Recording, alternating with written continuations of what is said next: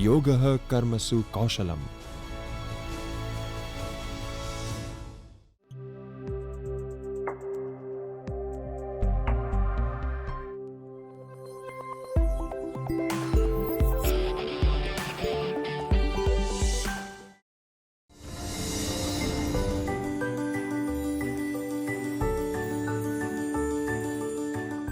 Welcome you all for the session on scope of management accounting. Let's start with introduction. Friends, we have studied meaning, nature and objectives of management accounting in the first session. As you know, management accounting facilitates management for decision making. It has much more wider scope than financial and cost accounting. In this session, we are going to discuss some more aspects of management accounting. Let us first see these aspects. Objectives.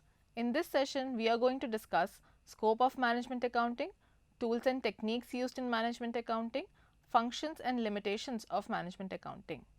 Let us first discuss scope of management accounting.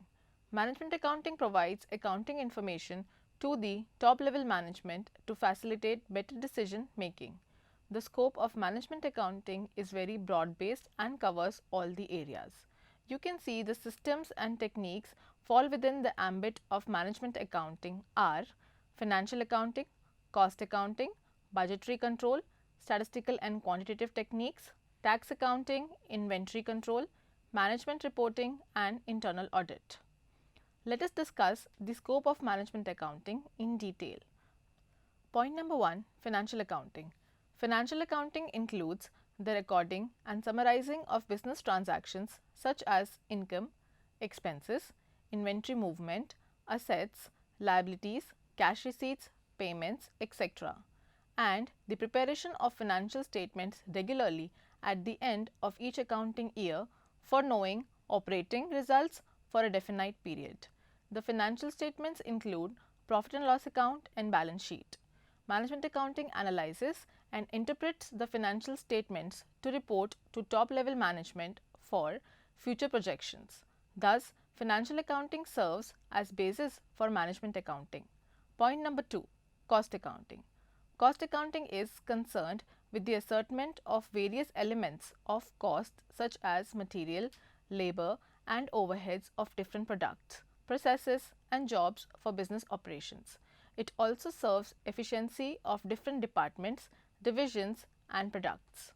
With the help of various techniques like standard costing, marginal costing, absorption costing, etc., it helps in knowing the deviations in the costs. Marginal costing is the most important tool in the decision making. Management accounting makes use of cost information in taking managerial decisions. Point number 3, budgetary control. Budgets are blueprints for future activity to be planned today. Budgeting means expressing the plans, policies and goals of the enterprise for a definite period in the future. Different types of budget systems like production, sales, materials, labor, etc. do exist in organization. The targets are set for different departments and responsibility fixed for achieving these targets. The comparison of actual performance with budgeted figures will give an idea to the management about the performance of different departments.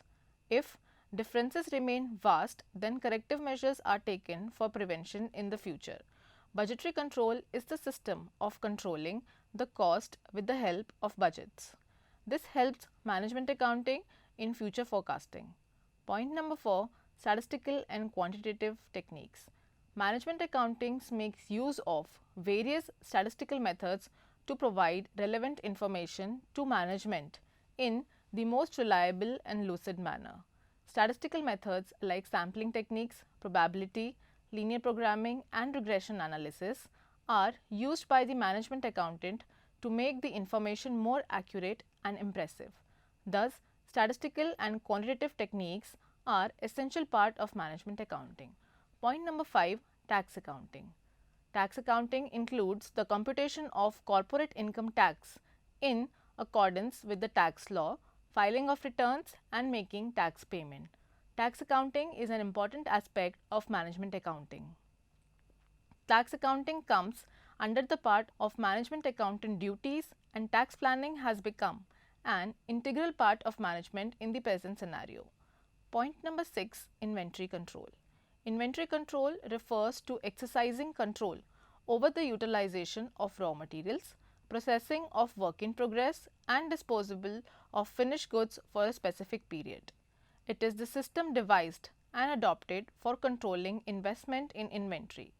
The management should determine different level of stocks, that is minimum level, maximum level, reordering level for inventory control.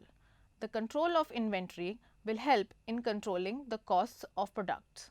Management accountant will guide management as to when and from where to purchase and how much to purchase. So, the study of effective inventory control will be helpful for taking managerial decisions. Point number 7 is management reporting. Corporate reporting is divided into two types, interim reporting and external reporting. Interim reporting is supplying information to the top management. External reporting is supplying information to outsiders, that is shareholders, banks and financial institutions. Management reporting refers preparation of monthly, quarterly, half-yearly reports providing information on the financial costing and other aspects of business and updating internal management about real-time financial changes in the organization. Point number 8 is internal audit. Internal audit is conducted by the business organization through professionals who have thorough accounting knowledge. It helps the management in fixing individual responsibility for internal control. All the relevant records are maintained under the management accounting system so that the internal audit is conducted in an efficient manner. To facilitate the management in evaluation of performance and decision making, the management accounting uses certain tools and techniques. Now, let us discuss these tools and techniques. Number 1, based on financial accounting information, that is analysis of financial statements through ratio analysis, analysis of financial statements through comparative statements, trend, graph and diagram, fund flow and cash flow analysis, return on capital employed techniques. Point number 2, based on cost accounting information. Marginal costing including CVP analysis, direct or incremental costing and differential costing, standard costing and analysis of cost variances. Point number 3 is based on mathematics, operations research, linear programming, network analysis, queuing theory and games theory, simulation theory. Point number 4, based on future information, budget and budgeting, budgetary control, analysis of budget variance or revenue variance, business forecasting, project appraisal or evaluation. Point number 5 is miscellaneous tools, managerial reporting, integrated auditing, financial planning, revaluation accounting, decision making accounting, management information system. Let us discuss some of the important tools and techniques. Point number 1 is financial planning.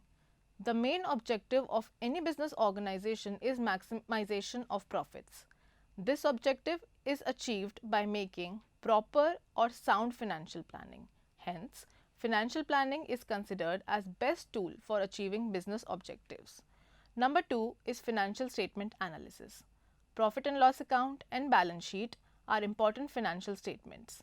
These statements are analyzed for different periods. This type of analysis helps the management to know the rate of growth of business concern. This analysis is done through comparative financial statements, common size statements and ratio analysis. Point number 3 is cost accounting. Cost accounting presents cost data in product wise, process wise, department wise, branch wise and the like. These cost data are compared with predetermined one. This comparison on two costs enables the management to decide the reasons responsible for the difference between these costs. Point number 4 is fund flow analysis. This analysis finds out the movement of fund from one period to another. Moreover, this analysis is very useful to know whether the fund is properly used or not in a year when compared to the previous year. The working capital changes and the funds from operations are also found out through this analysis. Point number 5 is cash flow analysis. The movement of cash from one period to another can be found out through this analysis. Besides, the reasons for cash balance and changes between two periods are also found out. It studies the cash from operation and the movement of cash in a period. Point number 6 is standard costing. Standard cost is predetermined cost. It provides a yardstick for measuring actual performance. It is used to find the reasons for deviations, if any. Point number 7, marginal costing. Marginal costing technique is used to fix the selling price, selection of best sales mix, best use of scarce raw materials or resources, to take make or buy decision, acceptance or rejection of bulk order and foreign order and the like. This is based on the fixed cost, variable cost and contribution. Point number 8 is budgetary control. Under budgetary control techniques, future financial needs are estimated and arranged according to an orderly basis. It is used to control the financial performances of the business concern. Business operations are directed in a desired direction. Point number 9, revaluation accounting. The fixed assets are revalued as per the revaluation accounting method so that the capital is properly represented with the assets value. It helps to find out the fair return on capital employed. Point number 10 is decision making accounting.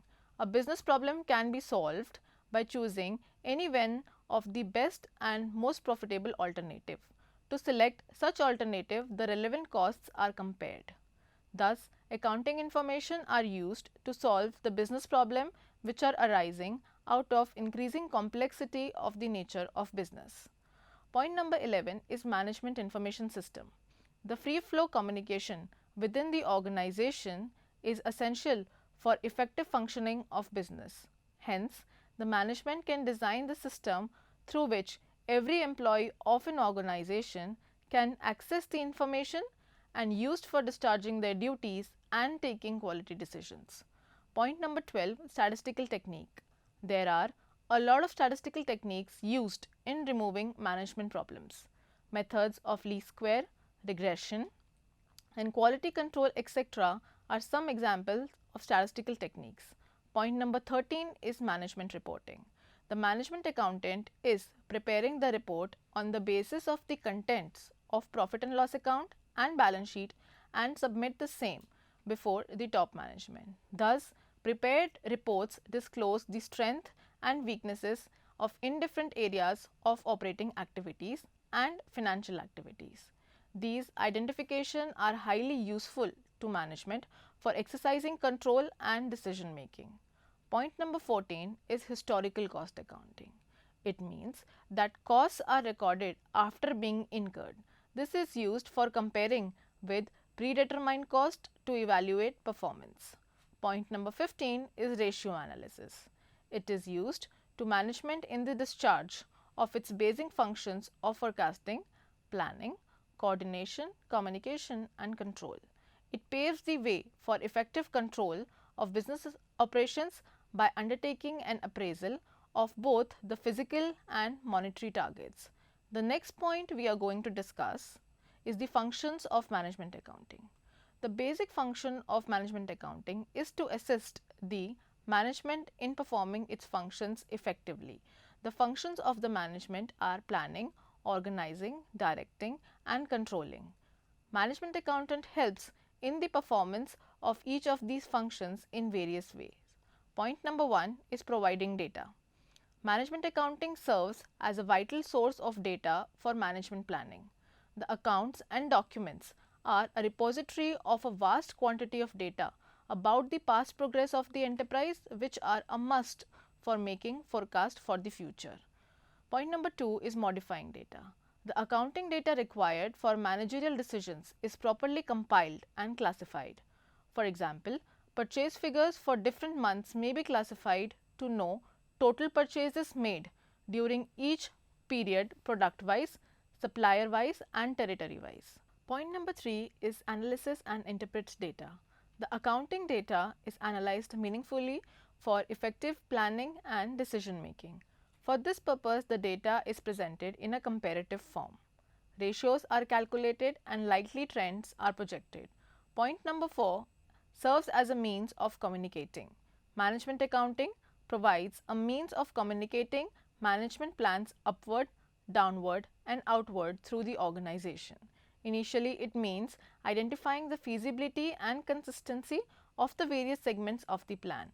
At later stages, it keeps all parties informed about the plans that have been agreed upon and their roles in these plans. Point number 5, facilitates control. Management accounting helps in translating given objectives and strategy into specified goals for attainment by a specified time and secures effective accomplishment of these goals in an efficient manner.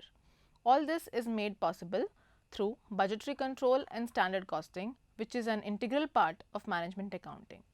Point number 6, uses also qualitative information.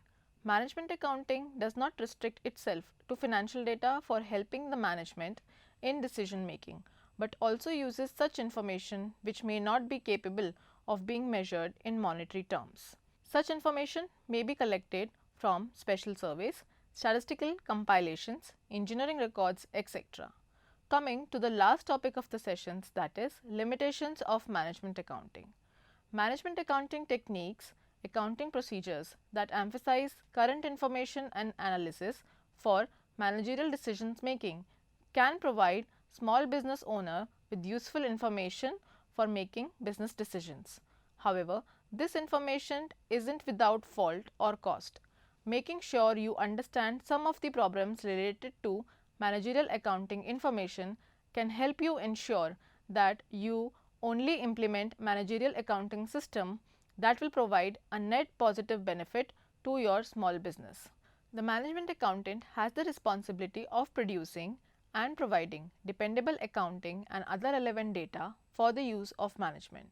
The data provided, if it has to be really effective in the management process, must be relevant and precise, consistent and comparable, presented in an appropriate and understandable form, provided at appropriate time intervals, and provided to meet the needs of various levels of management.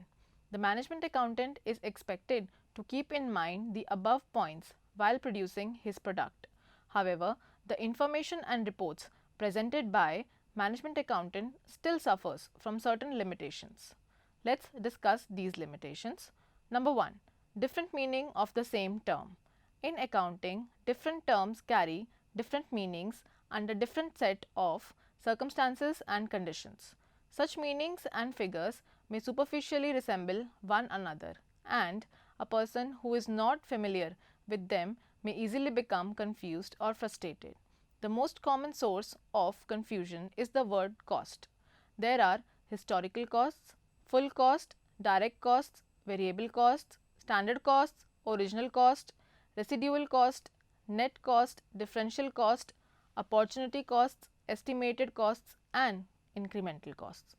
Some of these terms are synonymous, others are not exactly synonymous through resembling each other. Still others, although not synonymous at all, may be used as if they were synonymous. In order to avoid such confusion and misunderstanding, the management accountant should, in approaching a specific problem, define as carefully and clearly as possible the meaning in which such words are being used. He should, as far as possible, be consistent in prescribing the meanings to such terms. Point number 2 is approximations. Management accounting data cannot be completely accurate in all respects. A good deal of approximation is involved in the compilation and preparation of such data. The smaller the time gap between the happening and reporting of an event, the greater will be the approximation. In addition, in the working out of the estimates and future costs, approximation has to be resorted to. Even in case of historical data, the cost and time required for accuracy may be prohibitive and compel the management accountant to do some approximation. Therefore, while using the information provided by the management accountant, the management must be aware of the degree of approximation. The management accountant should follow a consistent practice in matters of approximation. Point number 3, incompleteness of the data. Management accountant can provide only the quantitative data as far as available to the management. Business problems and their decisions often require additional quantitative as well as qualitative data which may be outside the scope of the management accountant. For example, the management accounting data will not disclose the extent to which the quality and utility of a product is affected by the changes in materials or methods of production. The management should guard itself against the belief that problems could be completely solved by numeric analysis. The management accountant should point out as far as possible the qualitative factors relevant for decision making in each case. Point number 4, importance of proper management action. A management accountant may provide information and figures in most appropriate form to the management, but figures themselves are nothing more than marks on piece of paper, and by themselves they accomplish nothing. Anything that the business accomplishes is the result of action of the people. Figures can only assist people in the organization in various ways. It is the management and the people in the organization who are to use the figure by understanding their language and act accordingly. The same set of figures, if not acted upon by the management, become useless, or if misunderstood by the management, may lead to unwise actions. Point number 5 is gap compliance. One of the biggest complaints about management accounting techniques is that many of these techniques are not compliant with generally accepted accounting principles or GAAP. For example, activity-based costing can provide more accurate costing information to decision makers through an alternative way of assigning costs to products. However, because the method doesn't assign all manufacturing costs to products, it is not in accordance with GAAP. Therefore, if you wish to use activity-based costing, then it will be in addition to using a GAAP compliant method. Point number 6, costly affair. For small business owners, this can become costly. Before implementing management accounting techniques, you should ensure that the benefits of techniques are expected to outweigh the cost of multiple systems. If this is not the case, then it probably isn't worth the time and money. Point number 7, adaptability. While some guidelines exist for the management accounting procedures, the techniques are able to be adapted to the specifics of your business. This can be an advantage of management accounting, but is also a drawback. Because management accounting is so flexible, it can be difficult to compare results across companies, especially if you are inconsistent in applying management accounting techniques in-house. For example, there are only guidelines for preparing many management accounting reports with the idea that the report should be tailored to your business specifics. However, what one manager finds important may be different than what another manager finds important. As such, the adaptability of these tools can make comparison difficult. Point number 8, reliability. Management accounting techniques usually emphasize the timeliness of information to allow business owners to make decisions. This implies a trade-off with reliability. For example, say you are trying to determine next year's sale. To get the most accurate figure, you just need to wait until next year occurs, and you will know the result with near absolute certainty. However, if you need this information for a decision that you are planning on making in the present, then timeliness of the information is more important. Before relying on management accounting information, you should evaluate how important the accuracy of the information is. If accuracy is the most important quality of information, then more investigation should be done to determine how the estimate was made. Let us now conclude this session by summarizing it. We discussed that management accounting helps a lot to the management in arranging the factors of production, assembling and organizing the resources, and integrating the resources in effective manner to achieve goals. It is very useful in directing group efforts towards achievement of predetermined goals. Thank you.